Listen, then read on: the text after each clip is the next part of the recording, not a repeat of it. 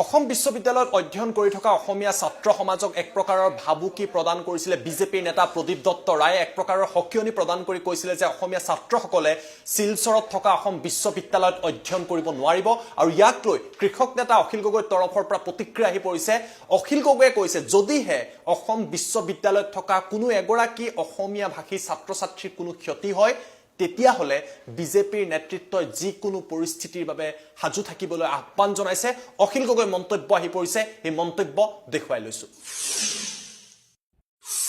আমাৰ দেশত সকলোৰে গণতান্ত্ৰিক অধিকাৰ আছে, প্ৰতিবাদৰ মাত মতাৰ পূৰ্ণ অধিকাৰ আছে। আমাৰ ভাৰতবৰ্ষৰ সংবিধানে সেই অধিকাৰ সকলোৰে কাৰণে নিৰ্ধাৰণ কৰি দিছে। সেই আমাৰ মৌলিক অধিকাৰ। আমি সকলোৱে নিজৰ বক্তব্য প্ৰকাশ কৰিব পাৰোঁ, প্ৰতিবাদ কৰিব পাৰোঁ, এছেম্বল একলগ হ'ব পাৰোঁ। সেয়া আমাৰ মৌলিক অধিকাৰ আৰু ইয়াক কোনেও কেতিয়াও ভংগ কৰিব নোৱাৰে। অসম বিশ্ববিদ্যালয়ত অসমীয়া ভাষী ছাত্ৰসকলে যি বক্তব্য প্ৰদান কৰিছে সেই বক্তব্য প্ৰদান কৰাৰ অধিকাৰ নিশ্চিতভাৱে তেখেতসকলৰ আছে। যেনেকৈ অসম বিশ্ববিদ্যালয়ত তাৰ পূৰ্বে বাঙালী ভাষী ছাত্ৰ ছাত্ৰীসকলে বিধেয়কখন গ্ৰহণ কৰাৰ পক্ষত বক্তব্য প্ৰদান কৰিছিলে। বিধেয়কখনৰ পক্ষত যদি বক্তব্য কাৰোবাৰ প্ৰদান কৰাৰ অধিকাৰ আছে, নিশ্চিতভাৱে বিপক্ষত বক্তব্য প্ৰদান কৰাৰো সকলোৰে অধিকাৰ আছে। ইয়াক গণতান্ত্ৰিক অধিকাৰ।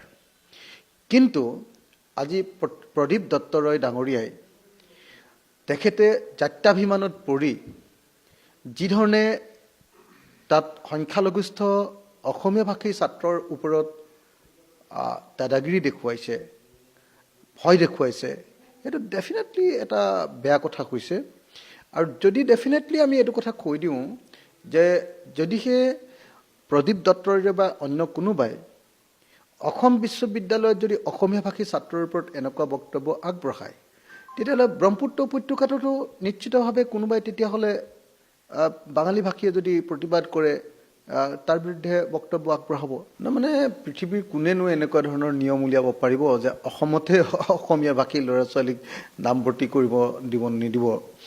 তেতিয়াহ'লে কি আমি ক'ম নেকি যে কোনো বাঙালী ভাষী ল'ৰা গুৱাহাটী বিশ্ববিদ্যালয়, ডিব্ৰুগড় বিশ্ববিদ্যালয়, তেজপুৰ বিশ্ববিদ্যালয়, কোকৰাঝাৰ বিশ্ববিদ্যালয় এইবিলাকত নামভৰ্তি কৰিব নোৱাৰিব বা IIT গুৱাহাটী এইবিলাকত নামভৰ্তি কৰিব নোৱাৰিব বুলি আমি ক'ম নেকি? এইটোতো উচিত নহয়। মই ভাবোঁ যে সেইটো একেবাৰে অগণতান্ত্ৰিক কথা কৈছে আৰু চৰকাৰৰ পক্ষত থাকি বিজেপি দলৰ এজন মানুহে এই কথা কৈছে। সেইকাৰণে এই মুহূৰ্তত আমি প্ৰদীপ দত্ত ৰায় তেখেতৰ এই বক্তব্য উঠাই ল'বলৈ আহ্বান জনাইছোঁ আৰু সকীয়াই দিছোঁ যে কিবা কাৰণত অসমীয়া ভাষীৰ ছাত্ৰ ছাত্ৰীৰ যদি সামান্যতমো কিবা অপকাৰ হয় অসম বিশ্ববিদ্যালয়ত, তেতিয়াহ'লে নিশ্চিতভাৱে প্ৰদীপ দত্ত ৰায় আৰু বিজেপিৰ যিসকল নেতা অসমত আছে তেওঁলোককো সুখেৰে থাকিবলৈ দিয়া নহ'ব।